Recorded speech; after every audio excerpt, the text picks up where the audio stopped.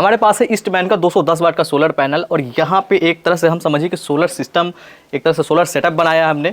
जैसे कि यहाँ पे एक बैटरी है, यहाँ पे डीसी चार्जर है, कंट्रोलर है, फैन है, डीसी बल्ब है। क्योंकि यहाँ पे जो बजट है ना काफ़ी कम है और इतने कम बजट में जो है ना डीसी से ही आपको काम चलाना पड़ेगा। क्योंकि अगर आप इन्वर्टर लेने जाएंगे तो एक सोलर इन्वर्टर अच्छा जैसे कि आप लेने जाते हैं तो कम से कम 8-9 हज़ार का सिर्फ सोलर इन्वर्टर ही आ जाएगा। तो फिर यहाँ पे जो सेटअप जो ये 8-9 हज़ार का हमारा बना है ये नहीं बन पाएगा।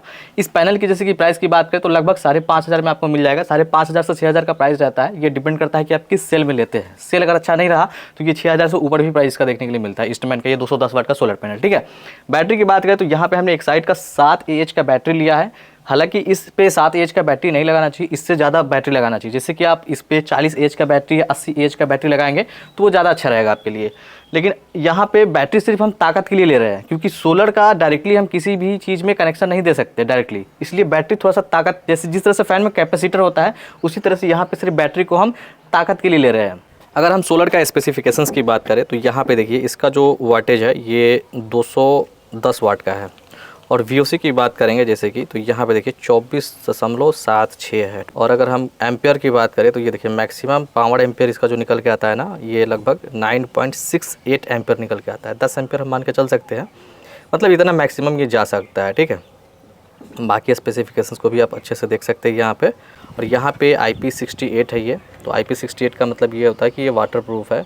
और इसके अंदर जैसे कि खोल के दिखाना चाहे तो यहाँ पे देखिए कुछ इस तरह से इसका कनेक्शन होता है। नेगेटिव को नेगेटिव में कर देना है, पॉजिटिव को पॉजिटिव में कर देना है। अब इस पे जैसे कि गर्मी का सीजन है तो आप दिन भर फैन यूज कर सकते हैं, दिन भर आप फैन यूज कर सकते हैं। जितना देर धूप रहेगा, धूप नहीं भी रहेगा दिन में तो हल्का सा लाइट अगर सोलर पे रहेगा तो ये फैन आपका हमेशा चलते रहेगा। डीसी फैन इस तरह का होता है, आप कोई भी कंपनी में ले सकते हैं। डीसी फैन आपको 12 वोल्ट में मार्केट में मिल जाएगा।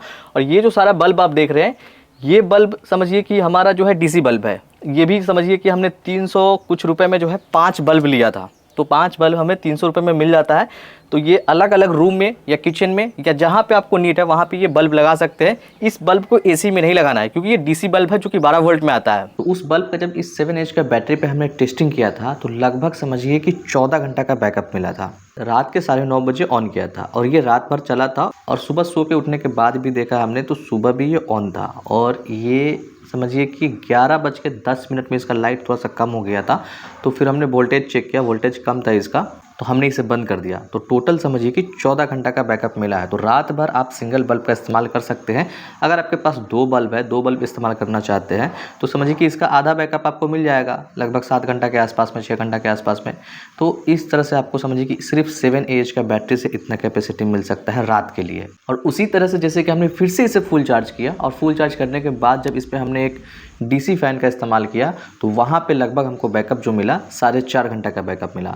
तो समझिए कि इस सोलर से जो है ना आपका दिन भर समझिए कि चल जाएगा फैन, ठीक है, सोलर पे डायरेक्टली। और रात में जैसे कि आपको यूज करना है तो बैटरी आपका चार्ज हो जाएगा, तो बैटरी पे भी लगभग आप 4.5 घंटा तक का इस्तेमाल कर सकते हैं।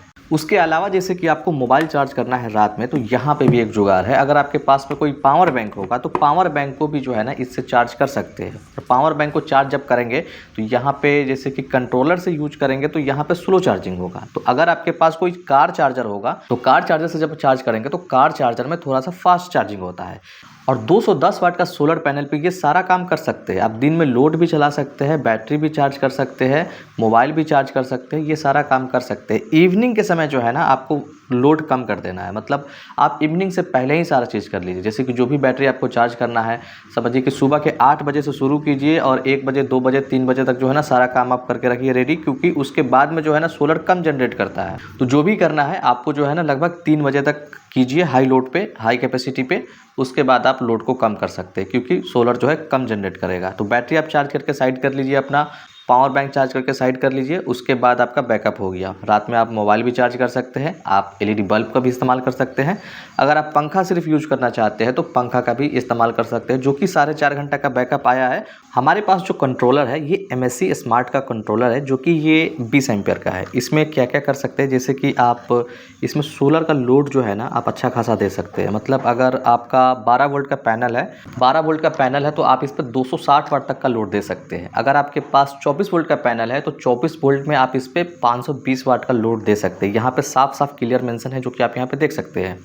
उसके बाद में इसमें एक चीज़ और लिखा हुआ है कि आप अगर 12 वोल्ट का पैनल इस्तेमाल कर रहे हैं तो 12 वोल्ट का ही बैटरी आपको चार्ज करना होगा। और आप अगर जैसे कि 24 वोल्ट का सोलर इस्तेमाल कर रहे हैं तो आपको 24 वोल्ट का बैटरी इस्तेमाल करना होगा। इसमें जो है ना आपको अलग अलग मोड मिल जाता है, मतलब 3 बैटरी का मोड मिलता है। B02 में जो है ना आप लिथियम आयन बैटरी को चार्ज कर सकते हैं। अगर आपके पास लीड एसिड बैटरी है तो B01 पे सेट कर सकते हैं, तो लीड एसिड बैटरी यहाँ पे आ जाएगा। B03 में जाएंगे तो लिथियम आयरन फॉस्फेट बैटरी जो आजकल चल रहा है मार्केट में, उसको भी लगा सकते हैं आप इसमें। कनेक्शन करना काफ़ी आसान है। पहले आप मिडिल वाले जो आप देख रहे हैं ना, यहाँ पे बैटरी का कनेक्शन करना है, यहाँ पे सिंबल भी है। फिर उसके बाद आपको लोड देना है, तो यहाँ पे लोड का भी कनेक्शन आप कर सकते हैं। और यहाँ पे आपको 2 पोर्ट मिलता है जिससे आप चार्जिंग कर सकते हैं, लेकिन चार्जिंग में ये उतना ज़्यादा फास्ट चार्जिंग नहीं करता है। अगर आपको फास्ट चार्जिंग करना है तो कार चार्जर आता है। कार चार्जर में जैसे कि 12 वोल्ट से लेकर के 24 वोल्ट तक का समझिए कि वहाँ पे ऑप्शंस होता है। तो हमारे पास में यहाँ पे बोट का एक कार चार्जर है जो कि 12 वोल्ट से 24 वोल्ट पे ये ऑटोमेटिक काम करता है। तो इसमें कंट्रोलर नहीं भी लगाएंगे तो डायरेक्टली सोलर पे इसको लगा करके जो है ना बैटरी को चार्ज कर सकते हैं, जो कि आपका बैटरी काफ़ी फास्ट चार्ज करेगा। और एक कार चार्जर का इन्वर्टर टाइप वाला भी एक मशीन आता है, उसका भी जैसे कि आप ले लेंगे तो उस पर AC सप्लाई का भी इस्तेमाल कर सकते हैं। अगर आपको जैसे कि रात में ज़्यादा लोड चलाना है, रात में पावर फेलियर ज़्यादा होता है, तो उस कंडीशन में इस बैटरी को इस्तेमाल नहीं करना होगा। आप 40 एच का बैटरी आता है, लगभग आपको 5,500 के प्राइस पॉइंट में मिल जाएगा। वो ओकाया कंपनी का आता है, तो वो बैटरी आप ले लेंगे तो आपका फ़ैन भी चल जाएगा रात भर।